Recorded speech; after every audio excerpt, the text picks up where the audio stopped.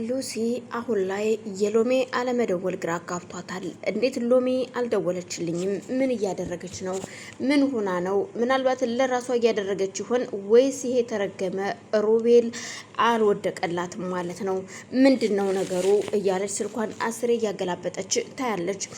ሮቤል ሁሉን ነገር እያወቀ እንደማያቀሰው በመሆኑ ሎሚም ደግሞ ከሱ ጋራ በቁጥጥር ስር አስገባዋለሁ በማለት መጠጥ አዘጋጅታ ጌሟን ትጫወታለች።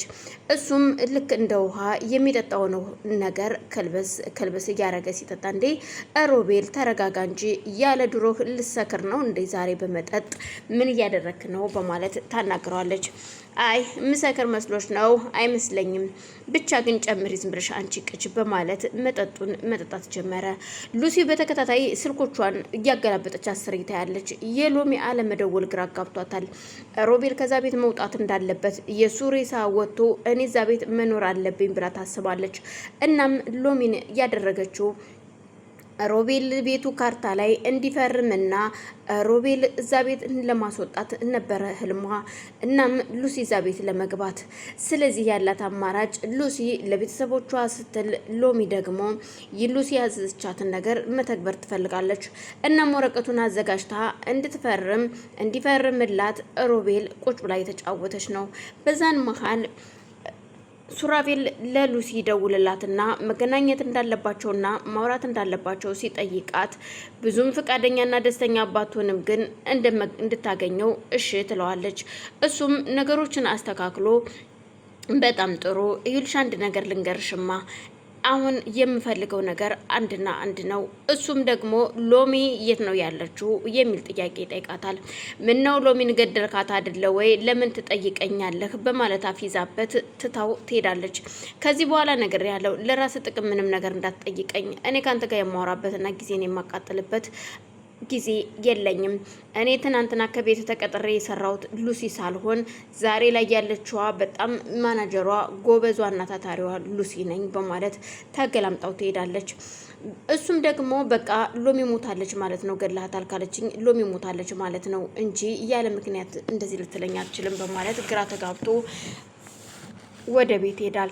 ግን ደግሞ ነገሩ ያልተዋጠለት ሳሚ ተረጋግተህ ሁሉን ነገር ማውራት አለብን። ይኸውልህ ሱራፌል እርግጠኛ ነኝ የተረገመች ሉሲም ቢሆን ተዋሻለች። ሉሲ እውነታውን ታወራለች ብዬ አላስብም። ስለዚህ የሆነ ያለው ነገር ትክክል ስለማይሆን አንድ እውነት ልንገርህ፣ ተረጋጋ። ከጀርባ ገና ምን እንዳለ የምናውቀው ነገር የለም። ከጀርባው የሆነ የተደበቀ ነገር አለ። ይች ልጅ ላትሞት ትችላለች። አንተ ጥላት ዘወራልክ ወደቀች እንጂ ጥላት ዘወራልክ እንጂ መሞቷ ህይወቷ ይለፍ አይለፍ የምታውቀው ነገር የለም። እናም ፎቶም ደግሞ ሮቤል በአጋጣሚ ሲልክለት እጁ የተንቀጠቀጠ ፎቶውን ያያል። ይኸው ሙታለች አላልኩህም ሳሚ አንተ አልገባህም በማለት እጅን ለፖሊስ እሰጣለሁ ይላል። ሱራፌል ተረጋጋ። ይህ ፎቶ እርግጠኛ ነኝ የተቀነባበረ ፎቶ እንጂ ትክክለኛው ኦሪጂናል ፎቶ አይደለም። እመነኝ ነው የምልህ። ለምን እንደዛ እንዳልኩ ልንገር፣ ከጀርባው የሆነ የተሴረ ሴራ ስላለ ነው። እናም እመነኝ በማለት ሊያሳምነው ቢፈልግም ሱራፌል የማመን ፍላጎት የለውም። ሳሚ ምን እያልክ ነው? የሰው ህይወት አጥፍቻለሁ። ስለዚህ ቀጥታ ሄጄ እጅን ለፖሊስ መስጠት አለብኝ ይላል። ግራ የተጋባው ሳሚ እስኪ ቆም ብለህ አስብና ከዛም በኋላ የሚሆነው ይሆናል። ዝም ብለህ አንተ ሰው ገድያለሁ ብለህ እንዴት እጅን ለፖሊስ ትሰጣለህ? በማለት ሲናገረው ታዲያ እኔ ምን ማድረግ አለብኝ? እየሆነ ያለው ነገር የሰው ህይወት አጥፍቼ እንዴት ቁጭ እላለሁ? በማለት ግራ ተጋብቶ እሱም ይጨቃጨቃሉ። እላይ መኝታ ቤቷ ቁጭ ብላ ልጇን እያጠባች አራስ የሆነችው ሉላ ስልኳ ላይ የሆነ ነገር እያለች ፈገግ ትላለች። እህቷ ዘው ቁጭ ብላ አጥሚት ተነሽ እስኪ ጠጭ ስትል እንዴት አጥሚት ትሰጭኛለሽ? እኔ አጥሚት መጠጣት አልፈልግም። አንቺ ባትፈልጊም ልጁ ግን ያስፈልገዋል ተነሽ ብትላትም በፍጹም እንደማትጠጣ ትነግራታለች። ቆይሽን ታዲያ ምንድነው ማድረግ ያለብኝ ስትላት እና አሁን አጥሚት ልጠጣ ነው ወይ? በዚህ አጥሚት ሳይሆን ገንፎ ነው። ጭራሽ ገንፎ እንድበላ ነው የፈለግሽው? ቤዛ ምን ሆነሻል? ግን ዞር በይልኝ ባክሽን፣ እኔ ምንም ነገር አልፈልግም በማለት ኮስተር ትልባታለች። ቤዛም ግራ ተጋብታ አልጋው አፋፍ ላይ ቁጭ ብላ እህቷን አይኗን ታያለች። እናም ሉላም ስልኳን እያየች ደግሞ ፈገግ እያለች ነበር። እህቴ ግን ምን እያየች ነው እንደዚህ ደስ የሆንሽው ደስተኛ የሆንሽው ስትላት እንዴ ምን ነው ምን ሆንኩኝ እንዴ? ስልኬን እያየሁ ነው፣ ስልኬ ላይ የሆነ ነገር አይቼ ነው ብዙም የሚያስደስት ባይሆንም ግን አለ አይደለ ለዛ ነው ደስ ያለኝ የሳኩት። ደግሞ የጻፈልኝ ደግሞ መርማሪ ፖሊሱ ነው ማለትም እሱ ነው። ልጅቷ የእህቱ ልጅ ታክማ ቤዛም ግራ ተጋብታ ስለነበረ እና ታዲያ ምን ሆኖ ነው ምን ብሎሽ ነው? ምንም አላለኝም። የእህቱ ልጅ ታክማ እናም ድናለች፣ ይመጣሉ እየመጣን ነው ብሎኛል። ዛና መቼ ይመጣሉ? የሚገርም ነው በጣም ቶሎ ጨረሱሳ፣ ሕክምናው እንዴት ቶሎ አለቀ ፈጠኑ በማለት ቤዛም ገርሟት ደስ ይላታል። በጣም ነው ደስ የሚለው የእውነት ሰይ እንኳንም ተሻላት ስትላት አዎ ድናለች፣ ዛሬ አመሻሽ ላይ እንገባለን፣ እናም እንደገባው መጥቼ ጠይቅሻለሁ አለኝ።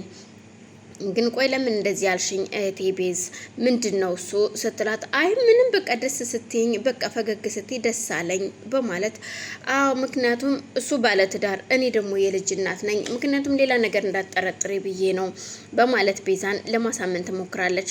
ቤዛም እህቴ እኔ ምንም አላልኩኝም ብቻ ስስቂ ደስ አለኝ ለዛ ነው። አዎ በራስሽ ነገር እኮ ቀስ እያልሽ ደስ ትሰኛለሽ። ምክንያቱም አንዳንድ ጊዜ ሰዎች ነገርን እያመጡ ከሚያባሳጩና ከሚያናድዱን ይልቅ ስልካችን ላይ ባሉ ነገሮች የሆነ ነገር እያየን መሳቅና ፈገግ ማለት ነው። የውስጣችን ማን ያውቃል የጥርሳችን እንጂ በማለት ሉላም ለእህቷ ትነግራታለች። እናም በዛን ሰዓት ሱራፌልና ሳሚ ከታች እየተጫጫሁ እያለ ድምጽ ትሰማለች ቤዛ። በቃ እህቴ ለማንኛውም መጣው ጠብቂኝ በማለት ጥላት ወደ ታች ትወርዳለች። ስትወርድ ታች የሰማችው ነገር ማመን ያቀታታል። እናም ሱራፌል ወደ ፖሊስ ጣቢያ መሄድ እንዳለበትና እጁን መስጠት እንዳለበት ሲናገር ሳሚ ደግሞ በፍጹም አይሆንም ተረጋጋ የሚል ነገር ነበር ድምፁ። በሩን ከፍታ ትገባና አሁን ደግሞ ምን ወንጀል ሰርተ ነው ቆይ እንደዚህ ዮንክ ያለው ምን አይነት ወንጀል ነው ልትነግረኝ ትችላለህ ወይ? ምን ውስጥ ነው የገባኸው? በማለት ለመጠየቅ ብትሞክርም ሱራፌል ደንግጦ ስለነበረ ግራ ተጋብቶ ዝም ይላል። ቤዝ ምንም ችግር የለውም ተረጋጊ፣ ቆይ ሁሉም ነገር በሁሉ ይሆናል፣ ይስተካከላል። እናም ይሄ የሚያጣድፍና የሚያስቸኩል ነገር አይደለም። ቆይ የሆነ ነገር ነው፣ ይሄ የተረገመ ሮቤል እያመጣው ጣጣ ነው፣ ሌላ ነገር አይደለም። በፍጹም ስታወሩ የነበረው ሌላ ነው። እኔ ሰማኋችሁ ስለ ወንጀል ስለመታሰር ነው። ስለዚህ ያሰራኸው ስራ ካለ እውነቱን እንድትነግረኝ ይፈልጋለሁ በማለት ሱራፌልን ትጠይቀዋለች። ሱራፌልን የምትጠይቀው የተቆረቆረችልኝ አይመስልም። ቤትሽ እንድወጣ ትፈልጊም የለ ቤዝ እባክሽን፣ እኔ ምንም ያጠፋሁት ነገር የለም፣ ግን ይቅርታሽን እፈልጋለሁ። ለማንኛውም ምን ያሁን መውጣት አለብኝ በማለት ሳሚን እንዲለቀው ያደርጋል። ሳሚ ግን ግራ ተጋብቶ የሆነ ሰው መጠየቅ እንዳለበትና እውነቱን ማወቅና ማረጋገጥ እንዳለበት ይፈልጋል። ሮቤል እዚህ